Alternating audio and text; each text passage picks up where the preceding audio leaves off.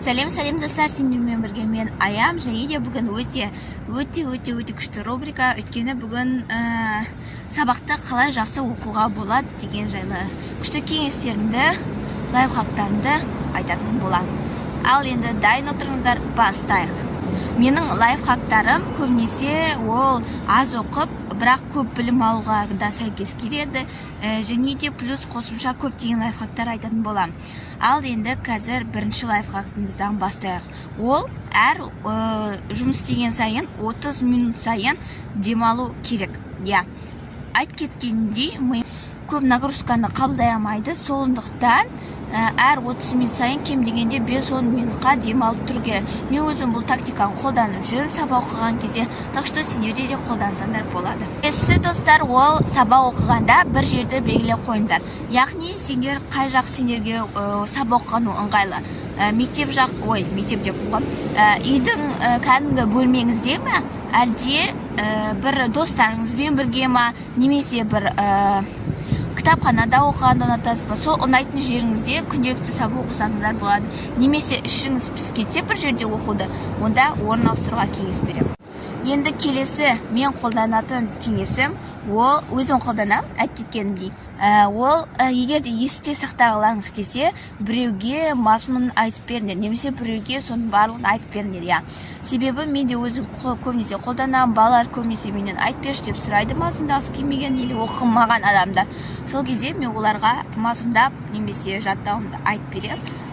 И плюс маған мен өзімнің ойыма көбірек жаттаймын.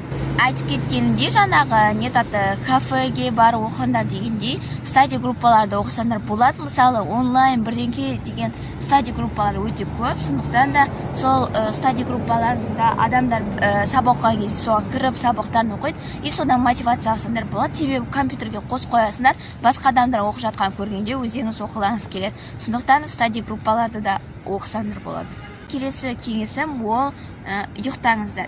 Достар, көбінесе ұйықтаған кезде біздің ұйықтап жатқанда мида сақтау гормондары немесе бір молекулалары сол кезде түнде жақсарады. Яғни қайтан обновление сияқты болады. Сондықтан да достар, ұйықтап жүріңіздер. Енді толыққанды ұйықтаңдар, 8-9-10 сағат болды, одан ары емес деген ғой. Бірақ ұйықтауды ұмытпаңыздар, себебі ұйықтағанда не деп айтып кеттім? Мен сендерге қазір кітапты дұрыс оқыңдар деймін. Қазір айтатын шығарсыңдар, біз оқу білмейміз ба, біз бірінші сыныппыз ба деп. Жоқ, мен ол жайлы айтып тұрған жоқпын. Оқу деген, яғни біз кітапты дұрыс оқымаймыз. Ол қалай? Ол SQ3R деп аталады міне. Яғни survey, кітапты қарап шығасың. Бірінші кітапты қолына алғанда бүкіл жерін қарап шығасың, аннотациясын оқисың, суреттерін ақтарып бір көзбен шолу жасайсың. Ол question. Яғни question деген сол кітапты оқымастан бұрын сен сол кітаптан қандай сұрақтарға жауап алғың келеді. Сол сұрақтарды жазасың. Мысалы, неге Мария мектепке бармай қалды? Неге Мария анасына көмектеспеді екен деген сияқты сұрақтар жазасыңдар. Болды. Келесі read, ол енді оқуды бастайсыңдар кәдімгідей. Потом келесі recite. Recite ол оқығанды енді өздеріңіздің ішіңізде немесе біреуге мазмұндап берулеріңіз керек. Ал енді келесі ол review. Review ол енді сол жаңағы жазған сұрақтарыңа жауап берулерің керек. Енді барлығы және де өткен жылдан бері айтып келе жатқан, осы жылдан бері айтып келе жатқан бір кеңесім, ол үй жұмысын бірден орындау керек.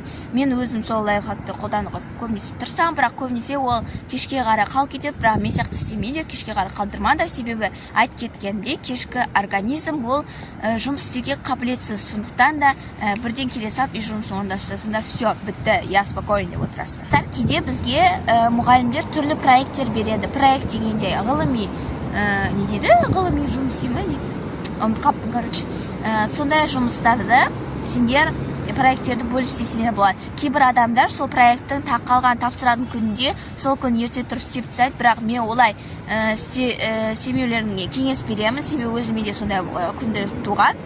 Керек кезде соңына дейін созып, потом соңында жасаған абыр-сабыр болып. Ондай керек емес. Лучше сендер бөліп қойда, мысалы бір аптаның ішінде істеткізуге берсе, бір апта алып клетка сызасыңдар, потом қандай күн не істейтінін жазып қойсаңдар, вот күшті. келесі кеңесім ол үй жұмысына байланысты. Яғни достар, үй жұмысында жазған кезде, енді орындаған кезде to-do list сияқты істесеңдер болады. Келесі достар, ол мысалы кейбір мұғалімдер ауырып жатқан балаға мысалы үй жұмысы береді, сосын сол ауырып жатқан бала әрине де істей алмайды. Бірақ сосын сол үй жұмысы кейде қарызға по-любому түбіне дейін орындайсың деген не айтады. Сондайға ұшырамас бұрын ауырып жатқан кезде де шамаларыңыз келгенше оқуларыңызға тырысыңыздар. Мысалы, хотя бы жазатын нәрсе болмасын, оқитын нәрсе и ауызша нәрселерді істеп қойсаңыздар болады. Вот мен кеңесім.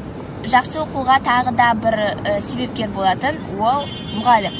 Яғни достар, сендер бірдеңке түсінбей қалсаңдар жаңа сабақ кезде, онда ұялмай сұраңыздар. Себебі сендер ұялғанда қалай ұяласыңдар? Сендер мұғалімнен емес, балалардан ұяласыңдар. Дұрыс па мен айтқаным?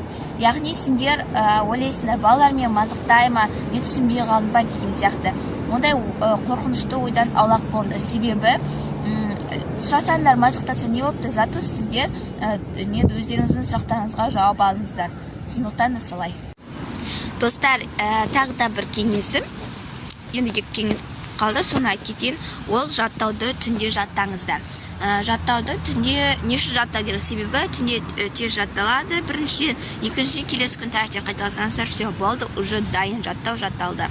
Сондықтан да осы кеңесімді де қолданыңыздар. Мен де өзім соны көп қолданамын.